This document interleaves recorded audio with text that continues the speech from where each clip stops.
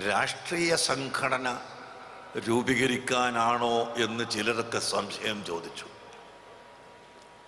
വ്യക്തമായി പറയുന്നു, ഞങ്ങൾ രാഷ്ട്രീയ സംഘടന രൂപീകരിക്കാൻ അല്ല.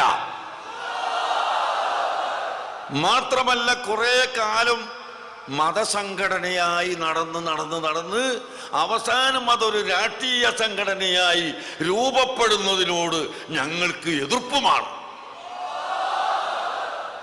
അതാണ് ഇവിടെ ചിലപ്പോൾ കണ്ടുവരുന്നത്.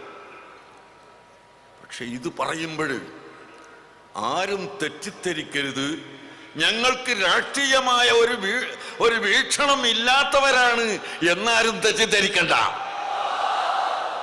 ഞങ്ങൾക്ക് ഈ കാണുന്ന സ്നേഹ സംഘം 25,000, അതുപോലെ മറ്റ് ലക്ഷങ്ങൾ ഞങ്ങളുടെ ആക്റ്റീവ് പ്രവർത്തകർ, SYSന്റെയും SSFന്റെയും പ്രവർത്തകർ, സാധാരണക്കാർ, അവർക്ക് രാഷ്ട്രീയമായ ചിന്താഗതി എങ്ങനെ വേണമെന്ന് ശരിയായ നിലക്ക് ഞങ്ങൾ പഠിപ്പിക്കുകയും മനസ്സിലാക്കുകയും ചെയ്ത് അതിനുള്ള സംവിധാനം ഞങ്ങൾക്കുണ്ട്.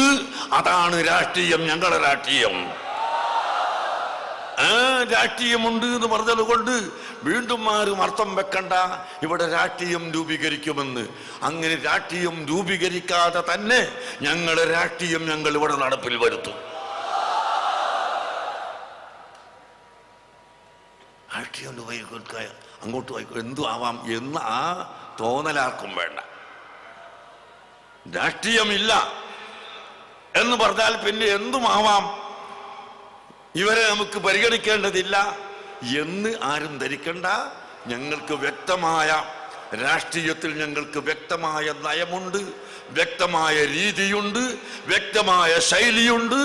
അത് ശരിക്കും പഠിച്ചിട്ടുള്ളവരാണ് നമ്മുടെ വിദ്യാർത്ഥികൾ, നമ്മുടെ യുവജനങ്ങൾ, നമ്മുടെ സഹോദരങ്ങൾ എന്ന് ഞാൻ ഈ സമയത്ത് പറയാൻ ആഗ്രഹിക്കുകയാണ്. പക്ഷേ ഞങ്ങൾ ഒരു ഭൗതികമായ താല്പര്യത്തിന് വേണ്ടിയല്ല ഈ യാത്ര നടത്തിയത്, രാഷ്ട്രീയമായ നേട്ടത്തിന് വേണ്ടിയല്ല ഈ യാത്ര നടത്തിയത്, ഏതെങ്കിലും ഒരു കക്ഷിയെ അധികാരത്തിൽ കയറ്റാൻ വേണ്ടിയല്ല, മറ്റൊരു കക്ഷിയെ ഇറക്കാൻ വേണ്ടിയല്ല.